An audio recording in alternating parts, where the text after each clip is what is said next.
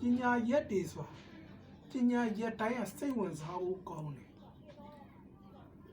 ဥပမာတစ်ခုပြောပြမယ်သမိုင်းဆိုပါတော့သမိုင်းဆိုလို့ရှိရင်စိတ်ဝင်စားဖို့ကောင်းတယ်မြန်မာလူမျိုးတွေကပညာကိုတန်ဖိုးမထားဘူးလေသမိုင်းဆိုလို့ရှိရင်မြန်မာနိုင်ငံမှာရှေးဦးကကြောက်ခေရုပ်ကျွင်းတွေလူသားမျိုးနွယ်ရဲ့အစဖြစ်တဲ့ကြောက်ခေရုပ်ကျွင်းတွေတွေ့ထားတယ်တွေ့တဲ့အခါကျတော့အဲ့ဒါတွေ့တဲ့အခါကျတော့ဘာဖြစ်လဲဆိုတဲ့အခါကျတော့အဲ့ဒါတွေ့တယ်ပေါ့ဘယ်သူမှမတွေးကြဘူးလေအဲ့ဒီကနေပြီးတော့မှဒီဘက်ခေတ်အထိဘလို့ရောက်လာတယ်လဲဆိုဘယ်သူမှသူတွေတနာမလုပ်ကြဘူးလေအဲ့ဘာဖြစ်လဲဆိုကြောက်ခေရှိဆိုရင်ကျေးခေတန်ခေတမိုင်းဦးဘုံမြေခေစသည်ဖြင့်ခေအမျိုးမျိုးဖြတ်တန်းရမှာလေအဲ့ဘလို့မှသူတွေတနာမလုပ်ဘူးလေဒါသူတွေတနာနဲ့ပတ်သက်လို့ပြောပြတာနောက်တစ်ခုဆရာဘာဖြစ်လဲဆိုတော့ဆရာတက္ကသိုလ်တက်တဲ့အခါကျတော့ဘာဖြစ်လဲဆိုတော့ AGDI Civil နဲ့တက်တယ် AGDI Civil နဲ့တက်တော့အဲ့ဒီမှာဘာဖြစ်လဲဆိုတဲ့အခါကျတော့ဆရာတွေကတိတိကျကျသင်တယ်ဥပမာကပယံဆိုလို့ရှိရင်ပယံနဲ့ပတ်သက်ပြီးဘာလုပ်ရလဲဆိုတဲ့အခါကျတော့ပယံဘာလုပ်ရလဲဆိုတဲ့အခါကျတော့လေးလက်မကွဲအုပ်ရိုးအဖြောင်း LT cross ကိုလမအုပ်ရိုးအဖြောင်း LT cross 73လက်မအုပ်ရိုး73လက်မကွဲအုပ်ရိုး LT cross အဖြောင်းနောက်တစ်ခါပိုင်းတော့လက်သမားနဲ့ပတ်သက်လို့ရှိရင်လေ join တွေကိုတိတိကျကျလုပ်ရတယ် join တွေအဲ့ဒါပြီးလို့ရှိရင်ကျောင်းဆင်းတဲ့အခါနောက် final ရက်ကျတော့အိမ်တစ်လုံးစောက်ရတယ်အိမ်တစ်လုံးဘာလဲဆိုအပြင်မှာလဲစောက်ရတယ်ပုံစံငယ်လဲစောက်ရတယ်အဲ့လိုမျိုးစောက်ရတယ်လေအဲ့ဒါဆိုစီဘယ်ကိုစိတ်ဝင်စားသွားတာနောက်တစ်ခုဆရာကို IT ပြောင်းတယ် IT ပြောင်းတဲ့အခါကျဘယ်သူကြောက်လို့ဆရာမပြောလို့တော့ IT ဆရာကိုပြောင်းတယ် IT ပြောင်းတဲ့အခါကျဘာဖြစ်လဲဆိုတော့အခါကျဆရာဘာဖြစ်လဲဆိုတော့လက်တွေ့မတင်ဘူးလေလက်တွေ့မတင်တဲ့အခါကျဆရာမတက်တော့ဘူးလေဆရာကိုလက်တွေ့တင်တာဘာတွေတင်လိုက်လဲဆိုတော့AutoCAD ကိုဆရာဦးစိုးမြင့်ကတောင်းပြတယ်ဆရာ AutoCAD ရသွားတယ်နောက်တစ်ခါဘာဖြစ်လဲဆိုတော့application program တွေတင်တယ်အဲ့ဒါတော့ဆရာမရဘူး application program တော့မရဘူးနောက်တစ်ခါ programming တင်တယ် database တင်တယ်အဲ့ဘာဖြစ်လဲဆို programming ကိုလည်းဆရာကောင်းကောင်းရတယ် database ကိုလည်းကောင်းကောင်းရတယ်နောက်တစ်ခါဘာတင်လဲဆိုတော့digital တင်တယ် electronic တင်တယ်ဆရာကိုလက်တွေ့မတင်လိုက်ဘူးလေလက်တွေ့မတင်လိုက်တဲ့အတွက်ကြောင့်ဆရာအဲ့ဒီဟာတွေမညာတော့ဆရာအဲ့ဒါတွေမညာဘူးမညာတော့ဒါကျေးဇူးကမ်းတာမဟုတ်ဘူးသစ္စာစကားကိုပြောတာကျေးဇူးကမ်းတာမဟုတ်သစ္စာစကားပြောတာဒီဆရာတွေသင်ပေးတဲ့ပညာနဲ့ပဲဆရာထမင်းစားတာလေသူတို့ပေးတဲ့ထမင်းစားတဲ့အတွက်ကြောင့်ဆရာအခုချိန်မှာသူတို့ခရိုင်ပြောလို့ရှိရင်ဘာလဲဆိုတဲ့အခါကျတော့သူတို့ကျွေးတဲ့ထမင်းလေချီမနဲ့ကော်ထုတ်ရင်လေချောင်းထဲကထမင်းကအစီးလိုက်ပြန်ထွက်တယ်သူတို့ကျွေးတဲ့ထမင်းမှာကျေးဇူးကမ်းတာမဟုတ်ဘူးသစ္စာစကားကိုဆရာပြောတာအဲ့တော့ဘာဖြစ်လဲဆိုတော့သစ္စာစကားကိုပြောတာအဲ့တော့ဆရာတင်တဲ့အခါကျတော့ဆ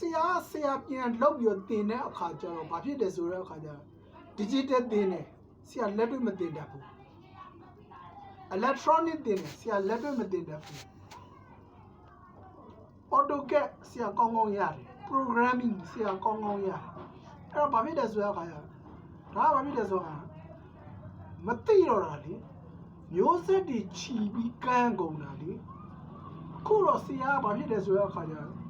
မျိုးဆက်တွေကိုဉာဏ်အလင်းရအောင်လို့မျိုးဆက်တွေကိုဉာဏ်အလင်းရအောင်လို့ဆရာတိကျကျသင်ပေးတယ် AutoCAD ဆိုတော့ AutoCAD မို့လို့ 2D ကနေစပြီး 3D အထိသင်တယ် programming ဆိုလို့ရှိရင်လည်းအခုဆို programming သင်နေတယ် programming သင်တဲ့အခါကျခုဆို C# သင်နေပြီမင်းတို့ရဲ့စိတ်ဝင်စားမှုရအောင်ဆိုပြီး C# သင်နေပြီ C# ဒီနေ့စတင်လိုက်တယ်နောက်နေ့ဆို C# တွေသင်တော့မယ် ဘာလဲဆိုတော့နောက်တစ်ခုပြောချင်တာဘာလို့ဆိုတော့အင်ဂျင်နီယာပညာရပ်ဆိုလက်တွေ့သင်မှတက်တာလေအထူးသဖြင့် IT ဆိုလို့ရှိရင်ကွန်ပျူတာနဲ့လက်တွေ့သင်မှတက်တာလေဆရာတပည့်တွေကိုဆရာလက်တွေ့သင်ဖို့အတွက်အရင်တော့ဆရာတပည့်ဟောင်းနေဆိုသိပါလိမ့်မယ်မိမလာတော့ဘာနဲ့တော့သင်မှာမိမလာတာဘယ်လောက်ထိမြတ်ဆိုတော့ဆရာတို့ကိုယ်တိုင်ကိုပဲထမင်းစားဖို့အတွက်ထင်းမီးနဲ့ချက်ရတယ်ဘယ်လောက်ထိမြတ်ဆိုလဲဆိုတော့အခါကျတော့ထင်းမီးကပတ်စံကုန်းမှာဆိုတဲ့အတွက်ကြောင့်မီးလည်းမဝယ်နိုင်တဲ့အတွက်ကြောင့်စီပင်ကခုတ်တဲ့ကိုကိုသားကိုထင်းအဖြစ်သုံးရတယ်ညဆိုတစ်ဖက်ဆိုင်ထားလို့ရှိရင်ကိုကိုသားတစ်ချောင်းပြန်ဆွဲပြီးတော့ယူရတယ်ဆွဲယူပြီးတော့နောက်ကျရင်ထင်းခွဲပြီးအချောက်လန်းပြီးပြီဆိုလို့ရှိရင်အဲ့ဒါဥမာထင်းနဲ့စိုက်ပြီးတော့ထမင်းချက်စားတယ်အဲ့လောက်ထိအခြေအနေဆိုးတယ်မီးရလည်းဆရာပြောပြမှာဒါနိုင်ငံရေးပြောတာမဟုတ်ဘူးအဲ့ဒီအခြေအနေတော့မီးရဘာလဲဆို EPC ကဒါတေချာတာတော့မဟုတ်ဘူးနော်ဆရာကြားတာပေါ့ပတ်စံပေးတဲ့လူဆိုလို့ရှိရင်သူတို့က EPC ကမီးလွတ်ပေးတယ်တဲ့ကြားတော့တေချာတော့မဟုတ်ဘူးနော်အဲ့ဒါဘာဖြစ်လဲဆိုတော့မီးလွတ်ပေးတယ်တဲ့အဲ့ဒါဆရာကြားဘူးတာပြောတာဆရာကြားဘူးလို့ပြောအဲ့တော့ဘာဖြစ်လဲဆိုတော့မီးမလာတဲ့အတွက်ကြောင့်ဆရာတို့လည်းဒုက္ခရောက်ခဲ့တယ်နောက်တော့တပည့်တွေလည်းပညာမတတ်ခဲ့ဘူး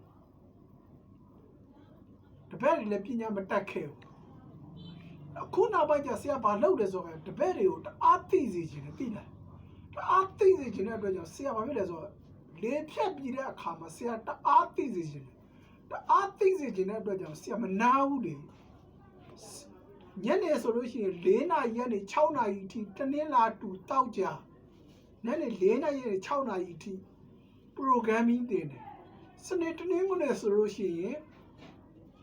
မနေ့9 နာရီကနေညနေ4 နာရီအထိ AutoCAD သင်တယ်အားဆရာမနာဘူးဒီဟာဘာဖြစ်လဲဆိုကလေးတွေအတွက်အလုံးလုံးပေးတာလေဒီကလေးတွေကဘာဖြစ်လဲဆိုအနာဂတ်ရဲ့ခေါင်းဆောင်တွေလေအနာဂတ်ရဲ့ခေါင်းဆောင်တွေကပညာမတတ်ဘူးဆိုလို့ရှိရင်ဘယ်လိုလုပ်မလဲစဉ်းစားကြည့်ကြည့်လေဒီကလေးတွေကခုဆိုရင်ခုဆရာတင်တဲ့ကလေးတွေဘာဖြစ်လဲဆိုဆရာမဖြစ်နေအဲ့ဒီဆရာမဖြစ်နေတဲ့ကလေးတွေကဘာဖြစ်လဲဆိုတဲ့အခါကျတော့ပညာမတတ်တဲ့အတွက်ကြောင့်သူတို့ဘာဖြစ်လဲဆိုတော့အခါကျတော့တီးစစ်လုပ်လို့ရှိရင်လေသူများကိုအငှားရေးရတယ်လေအဲ့လိုတွေအငှားရေးရတယ်လေအငှားရေးပြီးတော့မှဘွဲယူလိုက်တယ်လေအဲ့ပညာပါမလားအဲ့ခုနောက်ပိုင်းကျဆရာဘာလုပ်လဲဆိုတော့ပညာပါအောင်ဆိုပြီးတော့တိတိကျကျလုပ်ပေးတယ်အခြေခံနေစတင်ပေးတယ်အခုအခြေခံရလို့ရှိရင်အမြင့်ကိုတက်တယ်ဆိုဘယ်လောက်လွယ်လဲဆိုတော့ဥပမာတစ်ခုပြောပြမယ်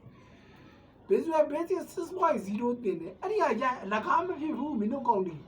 မင်းတို့ကခင်မမီဘူးဆိုပြီးတော့အလကားဖြစ်တယ်လို့ထင်တာမှန်ရအလကားမဖြစ်ဘူးအဲ့ဒီဟာအခြေခံရပြီဆိုလို့အခုတင်တဲ့စီရှက်ကိုမင်းတို့အလွယ်တကူရလိုက်မယ်ခုစီရှက်တင်နေပြီဒီနေ့စတင်တယ်ဟုတ်လားနောက်နေ့ဆိုစီရှက်ကို line မောနေရှာပြီးတော့ဆရာတင်ပေးမှာဟုတ်လားဆရာတင်ပေးမှာဆရာပေးဖို့ပဲရှိရတယ်အခုပေးဖို့ဆိုတာလူလောကဆိုတာဘာလဲဆိုဆရာအရင်ဗီဒီယိုတော့ပြောဘူးတယ်လူလောကဆိုတာတော့အလုံးလုံးတဲ့ဘုံအလုံးလုံးပြီးတော့တန်တရားအတွက်လည်းယူရမယ်အခုလက်ရှိဘဝအတွက်လည်းယူရမယ်ခုဆရာလက်ရှိဘဝစားစရာတော့မပူရဘူးတန်တရားအတွက်အလုံးလုံးနေဆရာတန်တရားအတွက်အလုံးလုံးတာဖြစ်တဲ့အတွက်ကြောင့်တန်တရားပါဖို့အတွက်အလုံးလုံးနေဟုတ်လားအဲ့ဒါလေးပြောချင်လို့ပါ